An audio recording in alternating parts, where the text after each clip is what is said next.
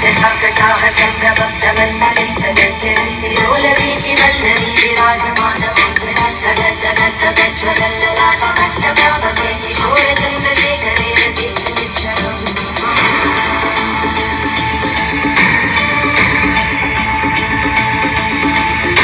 2025 সালে যারা ভাবছেন কেদারনাথ যাত্রা করবেন বা চারধাম যাত্রা করবেন তাদের জন্য এই ভিডিওটা খুব হেল্পফুল হতে চলেছে। এই ভিডিওর মাধ্যমে আমি A to Z সব কিছু আলোচনা করে দেবো, একদম কিভাবে রেজিস্ট্রেশন করতে হয়, কিভাবে হেলিপ্যাড বুক করতে হয়, বা যারা হেঁটে উঠবেন যে কোথা থেকে খরচর নেবেন বা ডলি নেবেন, বা কোনখান থেকে হাঁটা শুরু করতে হবে, কেদারনাথ যাত্রার আগে কোন কোন জায়গায় আপনাদের রাত্রিতে স্টে করতে হবে, সেখানকার হোটেল বা কোথায় থাকলে একটুখানি পকেট ফ্রেন্ডলি হবে, সব কিছু ডিটেলসে আলোচনা করে দেবো। তো চলুন একদম সময় নষ্ট না করে ভিডিওটা শুরু করা যাক। নমস্কার, আমি সুনিপা, সিনিয়ান সিঙ্গরা ফ্যামিলি ব্লগে আপনাদের সকলকে স্বাগত জানাই।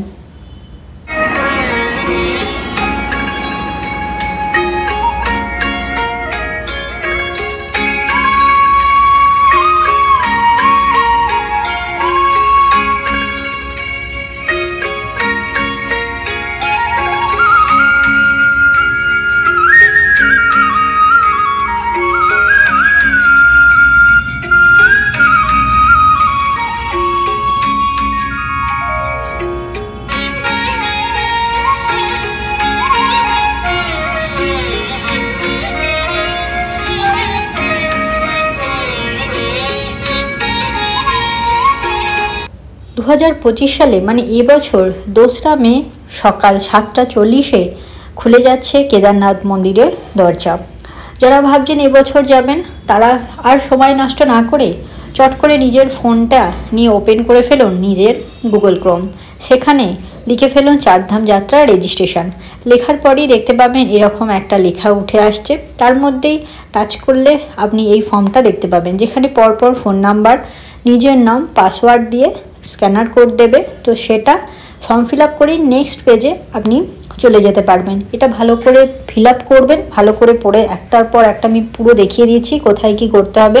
এখানে লেখাই থাকবে উত্তরাখণ্ড পুরোপুরি, আর এই দেখুন, আর এখানেও চারধাম যাত্রা পুরো যখনই আপনার কমপ্লিট হয়ে যাবে, অ্যাকাউন্টটা তৈরি হয়ে যাবে, তখন এরকম একটা ফোল্ডার এসে যাবে যেখানে চারধামের আপনি ছবি দেখতে পাবেন, ফোন নাম্বার, অনেক কিছু স্টেপ বাই স্টেপ, 3টে স্টেপ কীভাবে রেজিস্ট্রেশন করতে হয় পুরোপুরি ভালো করে বলে দেওয়া আছে। আপনারা ভালো করে পড়ে ঠান্ডা মাথায় সঠিকভাবে ফর্মটা ফিল আপ করবেন। আপনি যদি একা যান একার ফর্ম ফিল আপ, যদি ফ্যামিলি যান ফ্যামিলির ফর্ম ফিল আপ, একটার পর একটা স্টেপ বাই স্টেপ করবেন।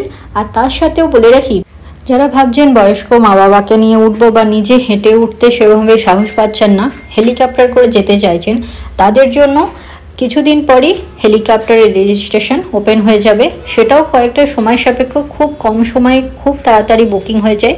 তারও আপডেটের ওপর আমি একটা সুন্দর ভিডিও বানাবো। তো আজকের ভিডিওর মাধ্যমে আপনাদের রেজিস্ট্রেশন থেকে যাওয়ার ট্যুর প্ল্যান সবটুকু দিয়েছি। এই ভিডিওয় আমি হাওড়া টু কেদারনাথ পুরো যাত্রাটা আপনাদের সাথে শেয়ার করব। ডে 1, প্রথম দিন হাওড়া থেকে রওনা দিন হরিদ্বারের উদ্দেশ্যে। হাওড়া টু হরিদ্বার কী কী ট্রেন আছে সেটা আমি স্ক্রিনে দিয়ে দিলাম। নিজের পছন্দ অনুযায়ী একটা ট্রেন সিলেক্ট করুন আর সুন্দরভাবে জার্নিটা কমপ্লিট করুন। হাওড়া টু হরিদ্বার যাওয়ার খরচা 125 থেকে 4150-এর মধ্যে হবে। সকাল সকাল একদম পৌঁছে যাবেন হরিদ্বার। হরিদ্বার স্টেশন থেকে একটা গাড়ি নিয়ে সোজা চলে যান গঙ্গার ঘাটের কাছাকাছি কোনো হোটেলে। একটা রেট ফিক্সড করে পকেট ফ্রেন্ডলি একটা হোটেল নিয়ে সেখানটা দুপুরে লাঞ্চ করে একটু রেস্ট নিন। বিকাল হতেই সোজা চলে যান গঙ্গার ঘাটে, সেখানে আরতি দেখে পুজো দেওয়ার পর সোজা চলে যান হরিদ্বারের মার্কেটে। সেই মার্কেট থেকে আপনাকে রাত্রে ডিনারটা কমপ্লিট করে নিতে হবে। আর একটু চারদিকে ঘুরে দেখলেই দেখতে পাবেন অনেক ট্রাভেল এজেন্সি রয়েছে যারা গাড়ি বা সুন্দরভাবে আপনার এই যাত্রা সম্পন্ন করার দায়িত্ব নিজেরাই নিয়ে নেবে। সেখান থেকে আপনাকে একটু বার্গেনিং করে একটা গাড়ি নিতে হবে। তার আগে বলে রাখি, এই ট্রিপটা অবশ্যই 5 জনের কম করবেন না, তাহলে অনেকটা বেশি খরচা পড়ে যাবে একা করলে। যদি আপনি একা যান অবশ্যই বলে রাখি একটা গাড়ি পার ডে নেবে 2500। তো হরিদ্বার থেকে সকাল সকাল রওনা দিন। ওই 8:30 থেকে 9টার মধ্যে হরিদ্বার থেকে বেরিয়ে পড়ব। হরিদ্বার থেকে গুপ্তকাশী যেতে সময় লাগবে 5 ঘন্টা 12 মিনিট, ম্যাপে শো করছে, কিন্তু আমাদের পৌঁছাতে সময় লেগেছিল 6 ঘন্টা। জ্যামজট সব কিছুই আছে, আর এখন প্রচুর মানুষের ভিড়ও হচ্ছে, তো রাস্তা একদমই প্রায় ফাঁকা পাবেন না, সেই জন্য হাতে 6 ঘন্টা আপনাকে রাখতেই হবে। তো হরিদ্বার থেকে প্রথম স্টপেজ হবে দেবপ্রয়াগ। দেবপ্রয়াগ হলো ভাগীরথী এবং অলকানন্দা নদীর সঙ্গমস্থল, যেখানে মিলিত হয়ে গঙ্গা নামে পরিচিতি লাভ পেয়েছে। এটি একটি পবিত্র তীর্থস্থান, এখানে বহু লোক তীর্থযাত্রার জন্য আসে। এখানে ভাগীরথী এবং অলকানন্দা নদীর পবিত্র মিলনস্থলে গঙ্গা নদীর জন্মস্থান হিসেবে পরিচিতি হয়েছে। এই স্থান হচ্ছে পঞ্চম প্রয়াগের মধ্যে একটি গুরুত্বপূর্ণ স্থান, যা দেবপ্রয়াগ নামে পরিচিতি পেয়েছে। এই দেবপ্রয়াগের সঙ্গমস্থলটি পুরাণ এবং ঐতিহাসিক একটি গুরুত্বপূর্ণ স্থানের অধিকারী। আপনি গাড়ি থেকে নেমে এই সুন্দর জায়গা চোখ ভরে দেখে নিতে পারেন। কিছুক্ষণ দাঁড়িয়ে কাছাকাছি দোকান থেকে প্রয়োজনীয় জল, খাবার দাবার, টুকিটাকি জিনিসপত্র নিয়ে আবার নিজেকে প্রস্তুত করুন নেক্সট যাত্রার জন্য। এখান থেকে বেশ কিছুক্ষণ এখনো আপনার যাত্রা বাকি রয়েছে। প্রথম স্টপেজ হচ্ছে এই দেবপ্রয়াগ। তারপরে এখানে সুন্দর দৃশ্য দেখে চাইলে আপনি এখানে স্নান করেও নিতে পারেন। তারপরে নেক্সট আপনি যেখানে দাঁড়াবেন সেটা হচ্ছে এই ধারী দেবীর মন্দির। এই ধারী দেবীর মন্দির আপনি চাইলে ফেরার সময় দর্শন করতে পারেন, আর না হলে যাওয়ার সময় দর্শন করতে পারেন। এখানে মা কালীর 3টি রূপের পুজো হয়।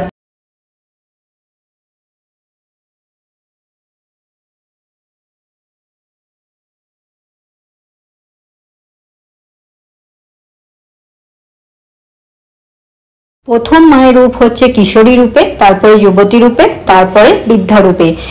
কিশোরী রূপের পুজো সম্পন্ন হয় ওই 10:30 থেকে 11টার মধ্যে। তারপরে যুবতী রূপের পুজো চলে 3:30 পর্যন্ত। তারপরে বৃদ্ধার রূপের মায়ের পুজো হয়ে মন্দির বন্ধ হয়ে যায় 7:30টার মধ্যে।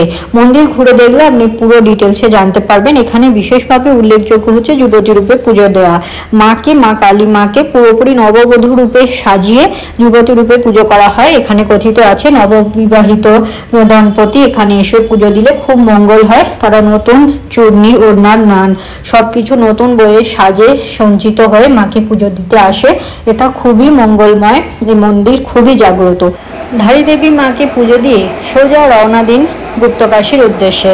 যাওয়ার পথে চেষ্টা করবেন আর কোথাও হল্ট না করার, কারণ 6:30টার মধ্যে যদি আপনারা গুপ্তকাশী পৌঁছে যান তাহলে মঙ্গল। উত্তরাখণ্ডের নিয়ম অনুযায়ী 6:30টার পর কিন্তু আপনারা গাড়ি চালাতে পারবেন না। তারপরেও যদি কেউ চালায়, সেখানে যদি ধরা পড়ে, অনেক কিছু ফাইন, অনেক কিছু নিয়মকানুন আছে, যেটা আপনার এই উত্তরাখণ্ডের ট্রিপে অনেকটাই ব্যাঘাত ঘটাতে পারবে। তো সেই কারণে চেষ্টা করবেন সোজা গুপ্তকাশীতে যেই দাঁড়ানো 5:30টার মধ্যে পৌঁছে যাওয়ার। সেই ধারী দেবী মন্দির থেকে গুপ্তকাশীর ডিস্টেন্স খুব একটা বেশি নয়। তো গুপ্তকাশীতে পৌঁছে যাওয়ার পর আপনি ওই 6:30টার মধ্যে পৌঁছে যাবেন। আশা করি তখন অন্ধকার এরকম আস্তে আস্তে নামবে। ওখানে অনেক হোটেল রয়েছে, আমি এই ভিডিওর মাধ্যমে ওম কেদার হোটেলের ডিটেলস দিয়ে দেবো, যেখানে আমরা ছিলাম। খুব ভালো হোটেল। গুপ্তকাশীতে ঘুরে দেখার মতো অনেক কিছু রয়েছে। 6 মাস যখন কেদারনাথের দুয়ার বন্ধ থাকে, তখন কিন্তু শিব ঠাকুরের ডলি এই গুপ্তকাশীতেই বিরাজ করে। এই হচ্ছে গুপ্তকাশী সেই জাগ্রত মন্দির, যেখানে আপনি চাইলে সন্ধ্যেবেলা ঘুরে আসতে পারেন। আমরা সকালে গিয়েছিলাম, কারণ আমাদের হেলিপ্যাড বুক থাকলেও সেটা ক্যান্সেল হয়। এটা হচ্ছে গুপ্তকাশীর হেলিপ্যাড। ওয়েদার সেদিন খুব খারাপ ছিল, কিন্তু আপনাদের যদি টিকিট থাকে অবশ্যই এই যাত্রা আপনাদের কমপ্লিট হবে। আর এই গুপ্তকাশীর এইখানে হচ্ছে ওম কেদার হোটেল, যেটা আমাদের পার ডে পড়েছিল ওই 3000-এর মধ্যে। খাওয়া দাওয়া সব কিছু আছে, যেরকম আপনাদের অনুযায়ী আপনারা হোটেল খুঁজে নিতে পারেন। আশেপাশে অনেক হোটেল রয়েছে। আমরা এই হোটেলটা একদম হেলিপ্যাডের কাছেই ছিল, আমরা সপরিবারে গেছিলাম, তো সেই কারণে আমাদের কাছে মনে হচ্ছে এটাই বেস্ট। আর ব্যবস্থাপনা খুব ভালো। আমরা এখানে হেলিপ্যাড যেহেতু আমাদের পরপর ক্যান্সেল হয়েছিল 2 দিন, তো আমরা এইখানেই 2 দিন স্টে করেছিলাম।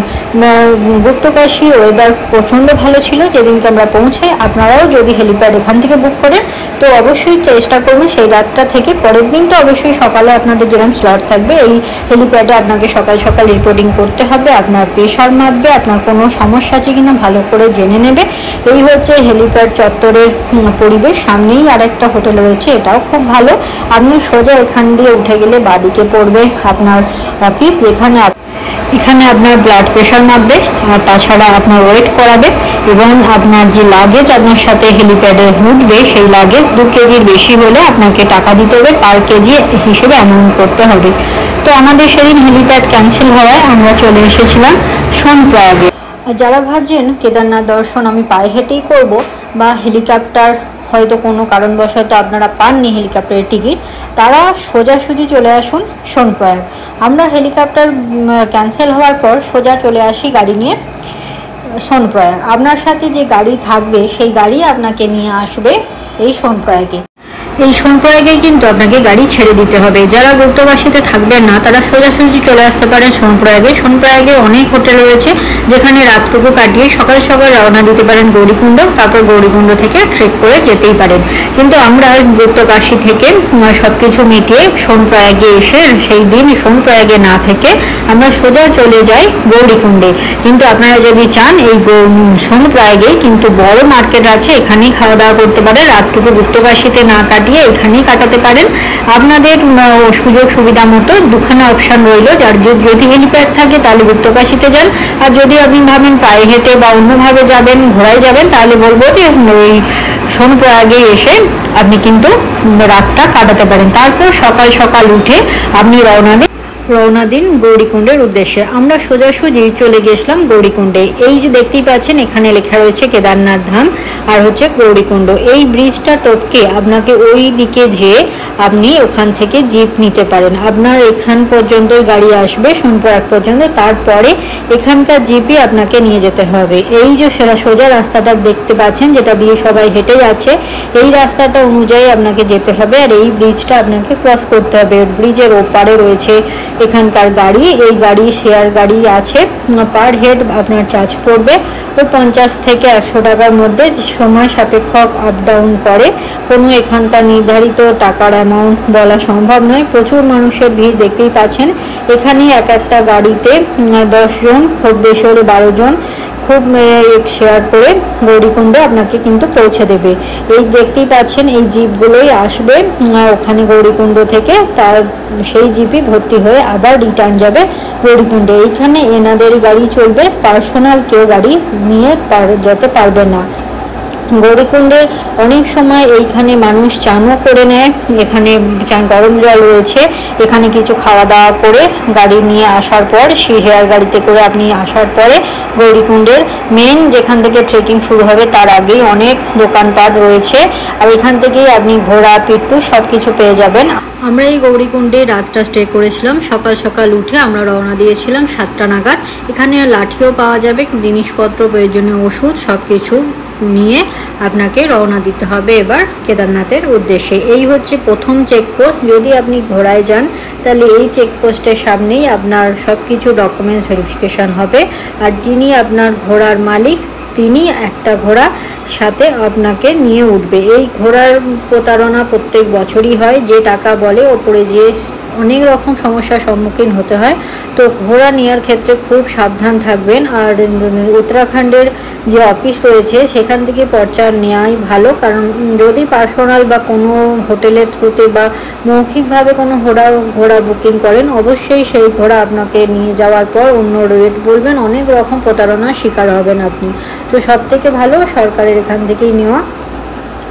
তারপরে উত্তরাখণ্ড গভর্নমেন্টের অফিস থেকে ঘোড়া বুক করলে বা পর্চা নিলে সাধারণত রেট পড়ে 2500 থেকে 3000-এর মধ্যে, বা যদি আবার পার্সোনাল নয় যে যেমন পারে এখানে রেট নেয় ও টাকার অ্যামাউন্ট নিয়ে খুব হেরফের হয়। তারপর আপনার যাত্রা শুরু হয় 22 কিলোমিটার। এই রাস্তা দেখতেই পাচ্ছেন কীরকম দুর্গম, আর আগের বছর অনেক ভূমিধস হয়েছিল, এখন নতুন করে আবার বাঁধানো হচ্ছে। 2025 সালে 22 মে ওপেন হবে কেদারনাথ মন্দিরের দরজা। তো এখন আপনি যে ভিডিওটা দেখতে পাচ্ছেন এই ভিডিওটার মানুষজন যে যারা ওখানে হোটেল রয়েছে বা ওখানে পুরোহিত তারাই এখন রওনা দিচ্ছে। এখন পুরোপুরি রাস্তা ফাঁকা। যখন আরও 2রা মের আগে থেকেই অনেক বেশি ভিড় হয়ে যাবে, এই ঘোড়া নিয়ে যাওয়ার সময় অনেক দূর দুর্ঘটনা ঘটে। যারা হেঁটে যায় তারাও খুব সাবধানে যাবেন, যারা ঘোড়ায় যাবেন তারাও খুব সাবধানে যাবেন। এই 22 কিলোমিটার ট্রেক খুব সাবধানে জিনিসপত্র নিয়ে আপনারা করবেন। আর এখানেই দেখতে পাচ্ছেন কোথায় কোথায় দাঁড়াতে হবে, ছোটা ভীমচলি, রামবাড়া বেস ক্যাম্প, তারপর কেদারনাথ। প্রথমে আপনার ভীমচলিতে দাঁড়িয়ে সেখানে এই পুরো ট্রেকের রাস্তায় আপনি খাবার দাবার নিয়ে কোনো রকম চিন্তা করবেন না।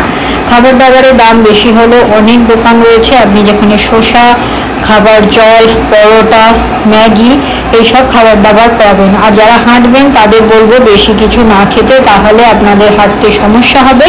আর যারা ঘোড়ায় যাবেন তাদেরও বলছি খুব কেয়ারফুলভাবে বসে থাকবেন। আর যারা ঘোড়া নিয়ে উঠছেন তাদেরকে বলে দেবেন একটা ঘোড়ার মালিক যেন একটা ঘোড়ার সওয়ারিকে নিয়ে ওঠে। অনেকে কী করে দু তিনটে ঘোড়া নিয়ে যায়, ওঠার পর বেসামাল হয়ে যায়, অনেক কিছু বড় দুর্ঘটনা ঘটে।